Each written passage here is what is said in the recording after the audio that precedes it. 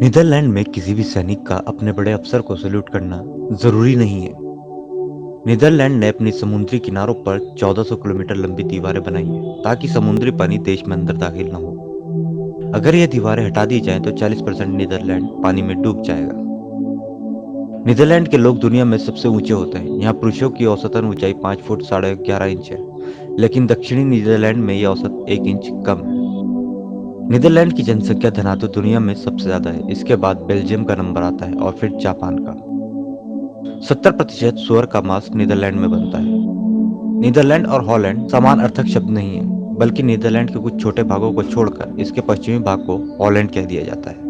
Netherlands में वेश्यावृत्ति को कानूनी मान्यता प्राप्त है, पर शर्त यह है कि लड़कियों की उम्र 18 साल या इससे ज्यादा हो और उनके ग्राहक यानी कि लड़कों की उम्र 16 या इससे ज्यादा होनी चाहिए। नीदरलैंड की सबसे ऊंची जगह समुद्र तल से केवल 323 मीटर की ऊंचाई पर है। नीदरलैंड के हर शहर के मुख्य चौराहे पर एक क्रिसमस ट्री है। औसतन हर नीदरलैंड वासी एक साल में 74 लीटर शराब पी जाता है। पुरुष ही नहीं बल्कि महिलाएं भी शराब पीती हैं। नीदरलैंड वासी कॉफी पीने के मामले में दूसरे नंबर पर हैं, जो औसतन साल में 140 लीटर कॉफी पी जाते हैं। हवा से चलने वाली चक्की का उपयोग पानी निकालने के लिए नीदरलैंड में सैकड़ों साल से हो रहा है। नीदरलैंड में 86% लोग अंग्रेजी को दूसरी भाषा के तौर पर उपयोग करते हैं। नीदरलैंड का कुल क्षेत्रफल 41,543 वर्ग किलोमीटर है, जो कि दुनिया के 135वें स्थान पर है, और आबादी 1,67,88,973 है। इसका क्षेत्रफल भारत के 20 राज्यों से कम है, जबकि आबादी 24 राज्यों से कम है। इसका क्षेत्रफल हरियाणा 42,212 से भी थोड़ा कम है। डच लोग 4000 ईसा पूर्व से पनीर बनाते आ रहे हैं। इसके सिवा ये हर साल 7 अरब यूरो का पनीर निर्यात भी करते हैं, जो दुनिया में सबसे ज्यादा है। इतना छोटा देश होने के बावजूद भी इसमें 100 से ज्यादा अजीब म्यूजियम है।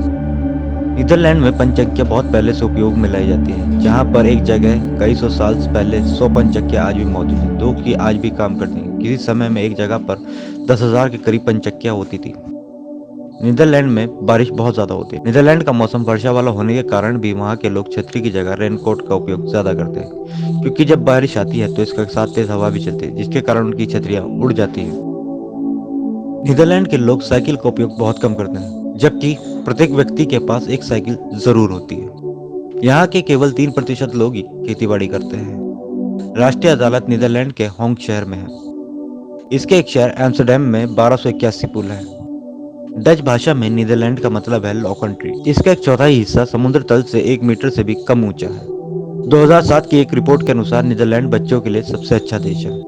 नीदरलैंड का राष्ट्रीय गान सबसे पुराना है। यह 1568 में लिखा गया था, पर इसे आधिकारिक मान्यता 1932 में मिली थी।